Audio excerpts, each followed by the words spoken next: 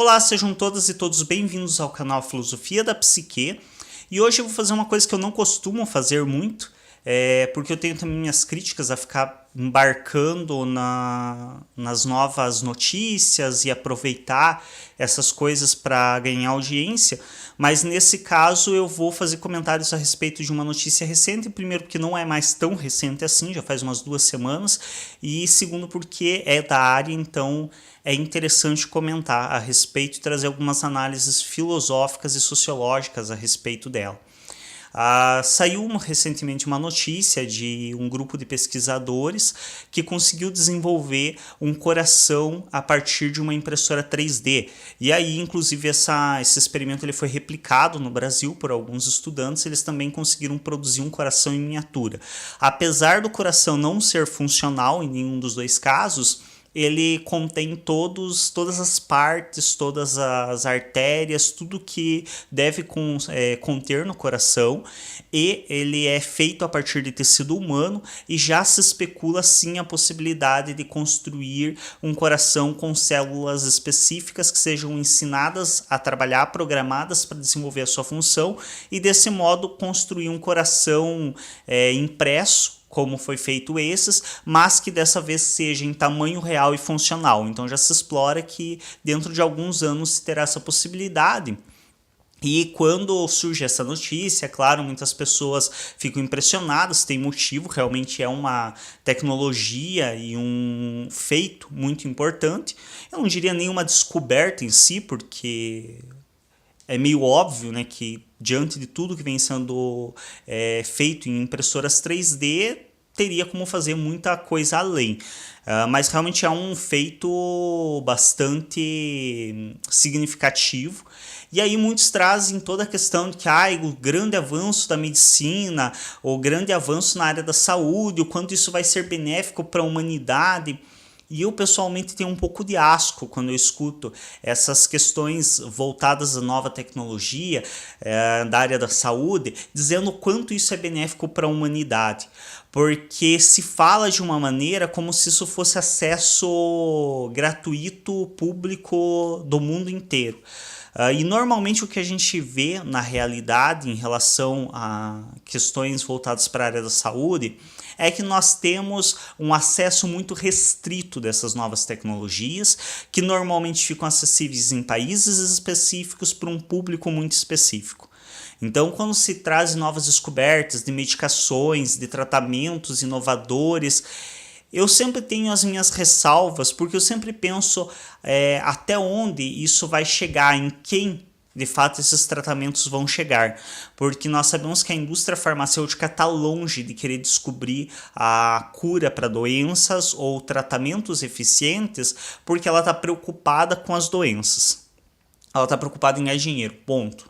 Isso é mais do que claro e óbvio, só não enxerga realmente quem não tem um mínimo de estudo a respeito da indústria farmacêutica para entender que a indústria farmacêutica está exclusivamente preocupada em lucro financeiro. Eles não estão nem aí para curar doença nenhuma, eles não estão nem aí para diminuir o sofrimento das pessoas.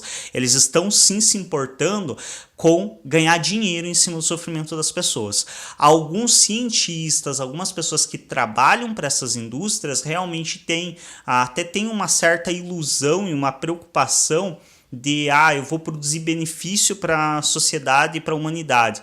Mas é uma ilusão porque, no fundo, eles acabam, para poder produzir suas pesquisas, sendo coagidos a serem patrocinados, porque eles não têm outra alternativa que não aceitar dinheiro dessas grandes indústrias, e, em consequência, o que eles produzem de informação, de nova tecnologia, acaba ficando de pertencimento para essas indústrias que utilizam para ganhar dinheiro. Afinal, elas investiram dinheiro para esse pesquisador descobrir esse tratamento, esse medicamento ou qual for essa nova descoberta, eles querem um retorno financeiro em cima disso, eles não fizeram isso por caridade.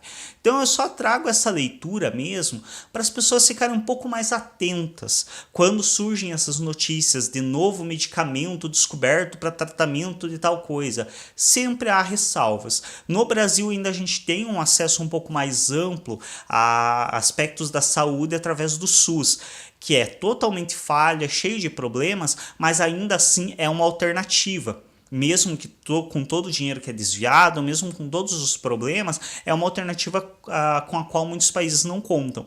Por exemplo, se fala muito nos Estados Unidos referente as questões de que lá a medicina é avançada no nível de que se você amputar um membro, eles religam o membro e ele volta a ser funcional. E de fato, nos Estados Unidos tem casos já, tanto nos Estados Unidos quanto na Europa, de pessoas que tiveram um braço amputado, por exemplo, e esse braço foi ligado na perna para manter a irrigação e depois foi recolocado no lugar e o braço permaneceu funcional com pouquíssimas sequelas. Dedo, por exemplo, se você amputar, eles conseguem religar. Ok, tem todo esse aspecto que se glamoriza muito dos Estados Unidos referente à medicina, da Europa, de outros países que são tidos como mais desenvolvidos, mas o que não se faz uma análise rápida, crítica acerca disso, é que, por exemplo, para recolocar um dedo nos Estados Unidos, o procedimento cirúrgico para recolocar um dedo que tenha sido amputado acidentalmente, se ele tiver seguir todos os padrões necessários de um acesso rápido no hospital, que não tenha ficado muito tempo sem irrigação sanguínea, para não ter a morte dos tecidos e dos nervos, se seguir todo o procedimento necessário, para reconstituir um dedo, você precisa desembolsar mais de US$ 50.000. E aí não é uma questão de que, eu tenho que desembolsar US$ 50.000, mas eu não tenho US$ 50.000. Você tem. A maioria de nós, hoje na realidade brasileira, não tem, e nos Estados Unidos também não tem. Que também é uma extrema falsidade achar que os estadunidenses ganham tão bem. Eles só têm salários altos porque eles gastam muito. Porque se eles não gastassem, o salário deles também não seria em valores que costumam nos dar uma certa ilusão de riqueza, porque nós gastamos menos. Enfim, a maior parte dos estadunidenses, assim como os brasileiros, não tem US$ 50.000 para pagar numa cirurgia. Só que a diferença é que no Brasil, você até vai perder o dedo, mas pelo menos vai receber um tratamento médico, vai ter um acompanhamento pelo SUS. Lá, não.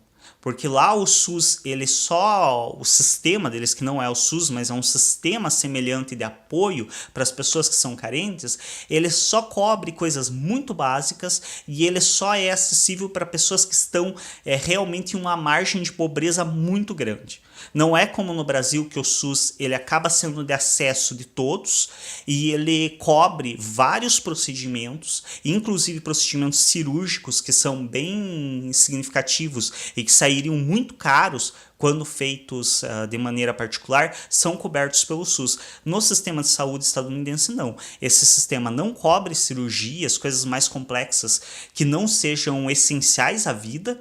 Muitas vezes, mesmo as essenciais à vida não são cobertas e não é de acesso de todos. É acesso restrito de uma pequena parte da população que está na extrema pobreza para eles, claro, para o padrão deles, mas que está na extrema pobreza. Pessoas que têm um pouquinho a mais já não são cobertas por esse sistema, diferente do sistema único brasileiro que cobre de maneira geral. Todos que forem até o SUS têm acesso a ele.